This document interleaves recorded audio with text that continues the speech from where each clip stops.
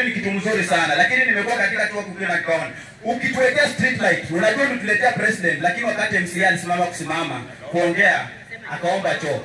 Sasa mimi nakuambia ambaye president kitu ni inaonekana.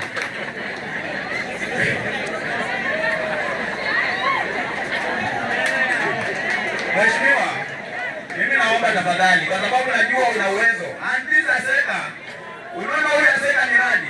Ni mtu anayesimika dunia mzima. Ukiona mtu ambaye wakina Atwoli, hata wakina Kanuma, look at even the biggest MP who make a lot of noise in the parliament. They are not at it. Hakuna mtu ambaye ameleta president nyumbani kwake mara nne kama huyu Seka. You cannot take that one for granted, sawa? Kwa hivyo mheshimiwa, mimi nataka nikwambie kwa sababu najua una uwezo wa tena na tena. Tafadhali nataka street light kutoka pale Msiangu huu iingie mpaka pale Msalaba. Na itoke pale Msalaba kwa sababu najua Mboko Milemba ni rafiki yako karibu sana. Nimeona ile daraja ambayo mmetengeneza pale. Bravo for that. Nataka pia pale kutoka pale Msalaba kwa sababu kufika Ishirulo kuna light.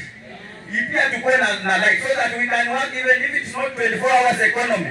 14 hours economy is better. Kwa hiyo wewe si tunete shi mfuko. Kwa hiyo mnaona sawa badi. Kwa muda kifa.